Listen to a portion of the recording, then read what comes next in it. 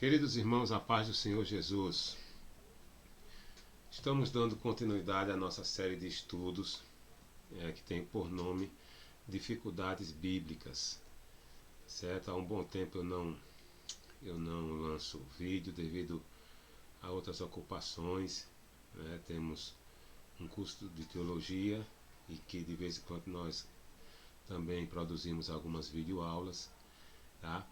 Mas vamos dar continuidade aqui, tá certo? Na ocasião nós vamos tratar de um tema bem discutido também no mundo teológico, tá certo? Um tema sobre que está lá no livro de Gênesis capítulo 6, onde aparece a expressão filhos de Deus, tá? Gênesis capítulo 6, versículo 1 por diante, nos diz o seguinte: como se foram multiplicando os homens na terra, lhes nasceram filhas. Vendo os filhos de Deus que as filhas dos homens eram formosas, tomaram para si mulheres, as que entre todas mais lhe agradaram. Então disse o Senhor: o meu espírito não agirá para sempre no homem, pois este é carnal, e os seus dias serão 120 anos. Ora, naquele tempo havia gigantes na terra, e também depois, quando os filhos de Deus possuíram as filhas dos homens, as quais lhes deram filhos. Estes foram valentes, varões de renome na antiguidade. Então, aqui o objeto de discussão é sobre o termo filhos de Deus. A quem se refere aqui, certo? E nós vamos apresentar aqui algumas sugestões que são defendidas, algumas ideias que são defendidas acerca dos filhos de Deus, tá bom? Então, deixa eu ver aqui, eu vou sair um pouco para irmos aos slides. Deixa eu ver aqui. Deixa eu aprimorar aqui.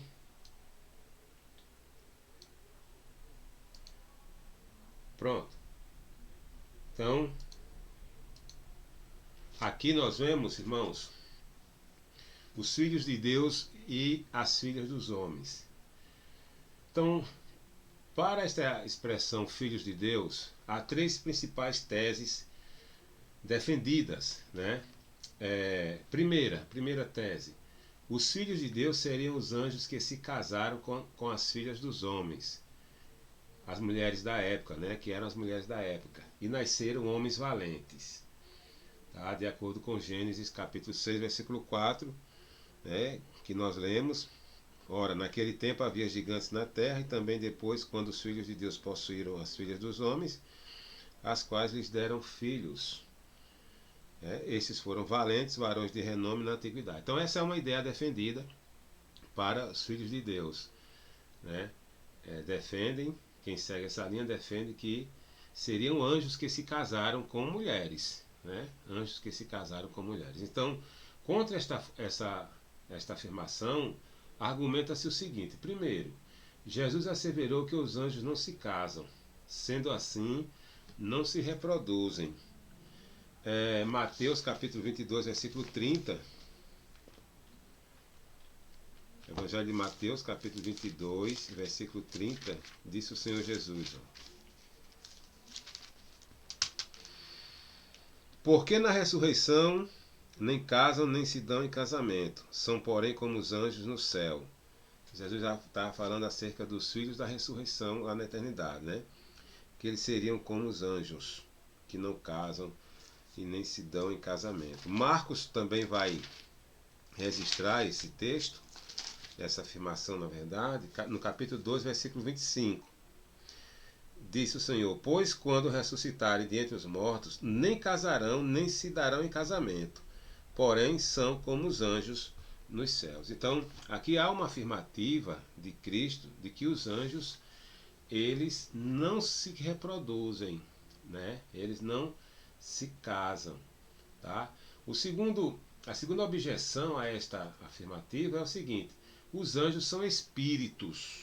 Desse modo, são desprovidos de corpos ou corpos físicos, não possuindo capacidade biológica para relações sexuais, ou seja, eles são assexuados. Eles não possuem sexo, né? E também, consequentemente, não podem gerar filhos.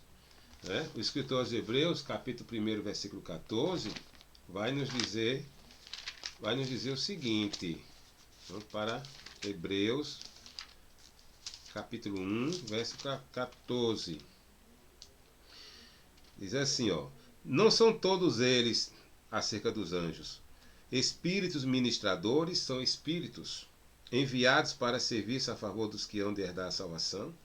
Então esses anjos aqui, eles são espíritos, eles não possuem corpo físico, então não possuem uma biologia, uma estrutura biológica para produzir, né? Então é mais uma objeção a esta afirmativa de que os filhos de Deus seriam os anjos. Por fim, defende-se que o seguinte: se de fato os filhos de Deus são anjos, então por que Deus puniria toda a humanidade pelo pecado dos anjos e de algumas mulheres, uma vez que uma das principais causas do dilúvio foi o relacionamento entre estes seres angelicais e as filhas dos homens?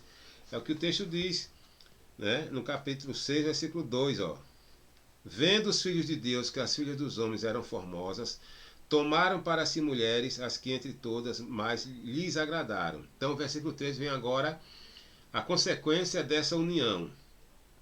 Então disse o Senhor: meu espírito não agirá para sempre no homem, pois este é carnal, e os seus dias serão 120 anos. Então Deus aqui já prevê a vida daquela geração, que não passaria de 120 anos, porque seria o tempo em que Noé iria construir a arca e viria o dilúvio. Tá? Mas o mais interessante é que o texto diz no versículo 3 que o Espírito do Senhor não contenderia, não agiria para sempre no homem. Ou seja, Deus estava retirando a ação do Espírito Santo sobre aquela humanidade, que é um juízo, né?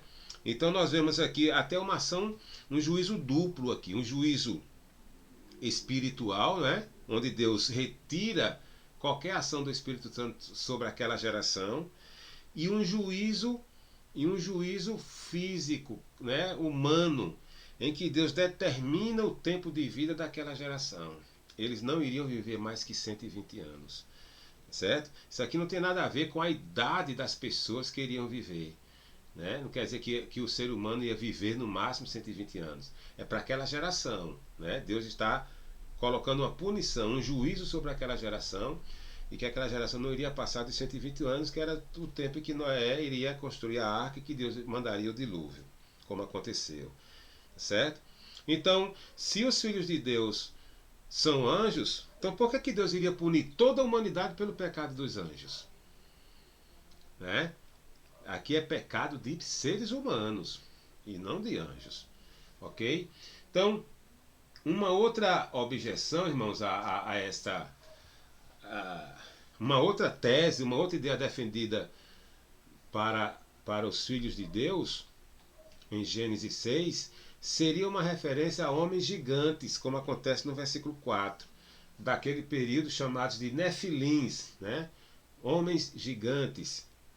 As traduções NVI e King James utilizam a expressão Nefilins no lugar de gigantes. Então, contra esta posição está o fato de que o próprio texto, Gênesis 6 e 4, faz uma distinção entre estes Nefilins e os filhos de Deus. Tá certo? Veja bem, olha a distinção entre essas duas classes de seres. Ora, naquele tempo havia gigantes na terra, e também depois, quando os filhos de Deus possuíram as filhas dos homens. Certo? Então, observe que há uma distinção. Havia gigantes na terra, aí vem.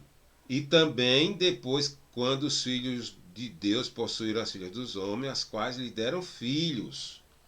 Tá certo? Então, ao que parece aqui, há uma distinção entre entre os filhos de Deus e esses gigantes, tá certo?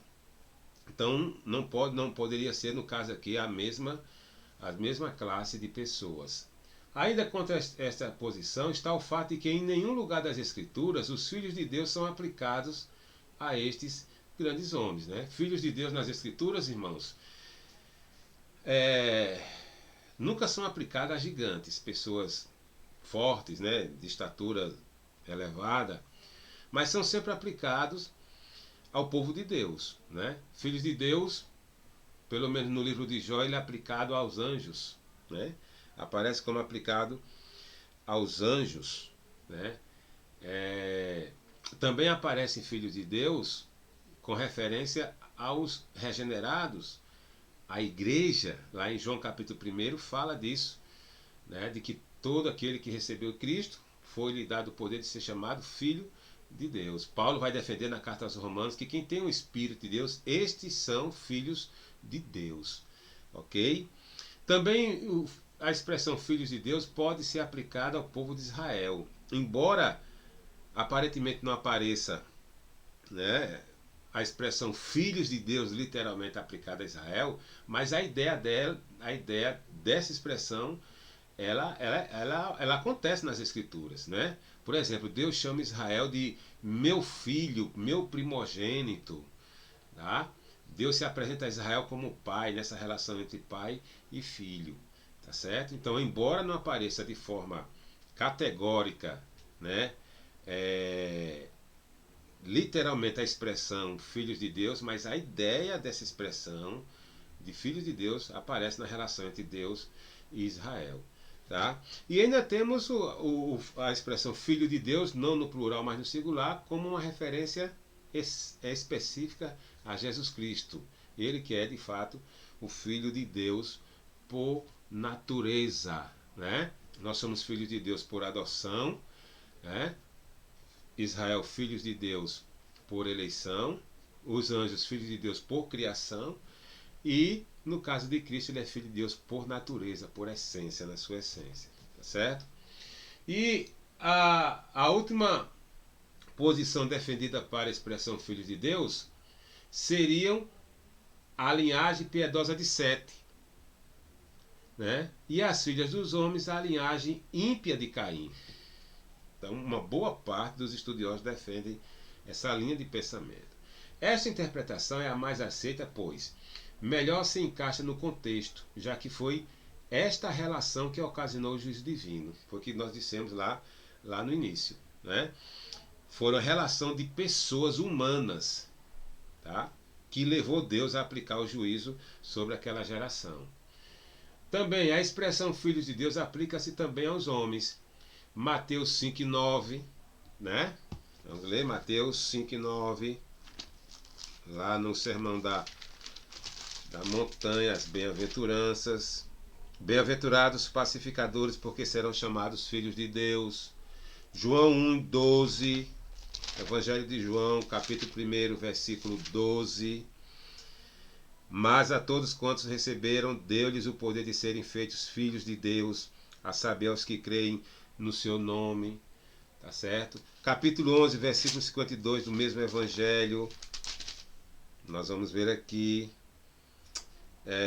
E não somente pela nação, mas também para reunir em um só corpo os filhos de Deus que andam dispersos. Tá? Então, a expressão filho de Deus aplica-se também aos homens, no caso aos homens regenerados. Tá certo? E por fim, esta ideia se harmoniza com a doutrina geral da Bíblia, que ensina que Deus não se agrada da comunhão do seu povo com os infiéis. Tá certo? Ou seja, o que leva Deus a castigar, punir aquela geração é o fato de uma união do povo seu, filhos de Deus, com as mulheres, com os infiéis, né? E Deus não aprova esse tipo de relacionamento. É o que Paulo vai nos ensinar na segunda carta aos Coríntios, capítulo 6, versículo 14. Não vos ponhais em jugo desigual com os incrédulos, porquanto que sociedade pode haver entre a justiça e a iniquidade? Ou que comunhão da luz com as trevas? Tá? Então, E ele ainda continua, versículo 15. Que harmonia entre Cristo e o maligno? Ou que união do crente com o incrédulo? Né? Que ligação há entre o santuário de Deus e os ídolos? Porque nós somos santuário de Deus vivente, como ele próprio disse. Habitarei e andarei entre eles, serei o seu Deus e ele será o meu povo. Então a expressão, meus queridos filhos de Deus, ela melhor se encaixa, no contexto geral das Escrituras. Isto porque ela vai defender a ideia de que Deus não se agrada da união de pessoas, de crentes com incrédulos, tá? Que Deus não se agrada, e que também